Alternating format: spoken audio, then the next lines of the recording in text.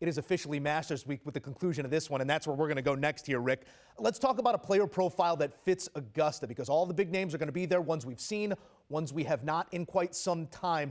As you sort of assess the names that you like at the Masters, is there a picture of a player that you're trying to fit these picks into? Sure. Here's the mold that I'd like to build for this week. And Augusta National is obviously going to be a complete test. You cannot have any shortcomings. You cannot have any flaws in your game if you expect to don that green jacket on Sunday evening. So off the tee, keep it in play. Be able to hit the ball from left to right. Be able to hit it from right to left. Ideally, the further, the better. Now, that is even more important here in 2023, thanks to them moving the 13th tee back even further than it has been in previous years. And then on those second shots, precision will be required. You want to make sure you are on the right tier, you're giving yourself the right angle, and you're giving yourself the correct level to be on so that you can make as many putts as possible. If you miss the green, you better have a deft touch, and you better have all the short game shots, because the green complexes at Augusta National are difficult, and you are going to be put into some positions that you have likely not seen in quite some time. And then finally, the putting is kind of more just about experience, Joe. This is a golf course with really nuanced greens. The way that it looks to your eye might not be the way that it actually rolls when it comes off the center of your putter face. So having a little bit of experience, understanding what putts move in what direction is going to be really important. You put all of that together, as if that's, it sounds easy, right? Put all of that together, and you find somebody who is able to contend to win the Masters. I mean, I was whittling the names as you were presenting criteria, and it sounds like Scotty Scheffler's making the menu again next year. We're going to get all the picks, big-time preview pods coming our way on the first cut. There are some storylines to address here as well, and I mentioned the players that we have not seen in some time. LIV Golf players coming back, welcomed to the Masters and the other majors. How do you think that reintroduction is going to affect all things, both on course and off?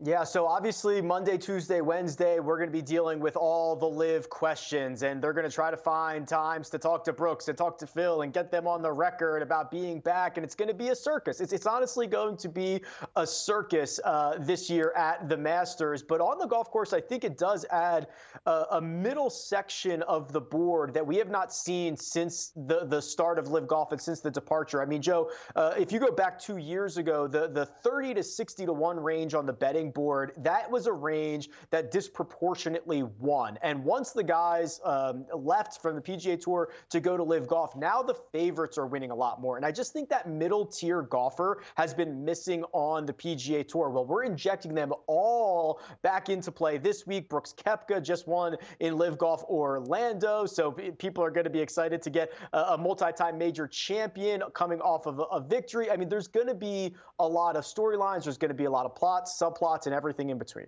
All right, well, let's get to one of those subplots, dare I say.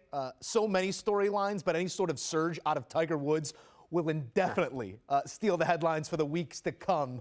Rick, you mentioned it there. I mean, we've got Rory trying to complete a Grand Slam. We've got the LIV guys coming back. We got a Scheffler title defense. We have changes to the course. All of these things that don't include the name Tiger Woods. Do you think that benefits Tiger, the fact that we're not talking about him ad nauseum heading into this week?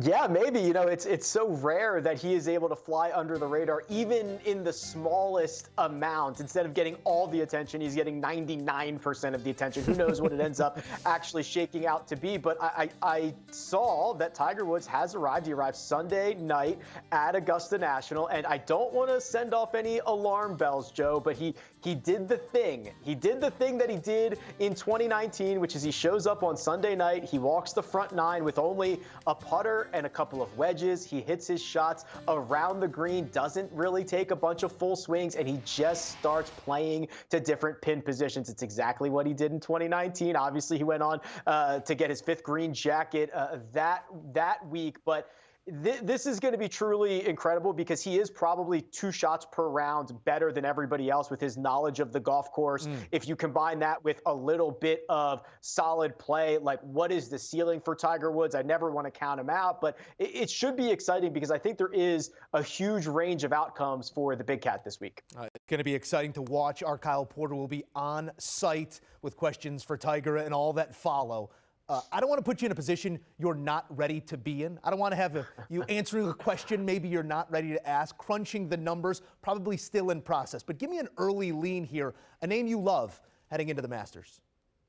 Yeah, so there's a couple. We'll start here with Jordan Spieth as kind of an early lean here. Joe, you've got a golfer who is playing well, who is confident, who thrives in uncomfortable situations, and Augusta National puts you in a lot of uncomfortable situations. The ball never seems to lie flat for you. You're always on some type of hanging lie, and despite the ugly nature of the putting stroke, it is effective over the last couple of weeks. But I'll give you the lean for the winner, and you mentioned him a little bit earlier. I think we might have a Scottie Scheffler back-to-back situation. There are only 2 golfers in this field over the last 100 rounds. 100 rounds. It's basically a year's worth of a sample size that are gaining over 2 strokes from tee to green. It's Rory McIlroy.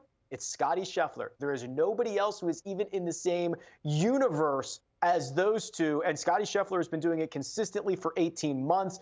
Obviously, he is very comfortable with his place in the game now, unlike he was at this time last year when he told us he had a very emotional Sunday morning before the Masters, wondering if he was even good enough to win. Is this his time? I think if he gets in a similar position on this upcoming Sunday, he'll know that he's capable of putting on another green jacket. It is going to be our pleasure to watch. Just for the record, put me in the Scheffler Day Homa camps. Take that one down, Rick. We'll see how it all plays out in the week to come, but we appreciate you stopping by here with reaction and a look ahead to one of our favorite weeks on the schedule. Thank you, Rick. Thanks, Joe. Golf, it's an interesting sport.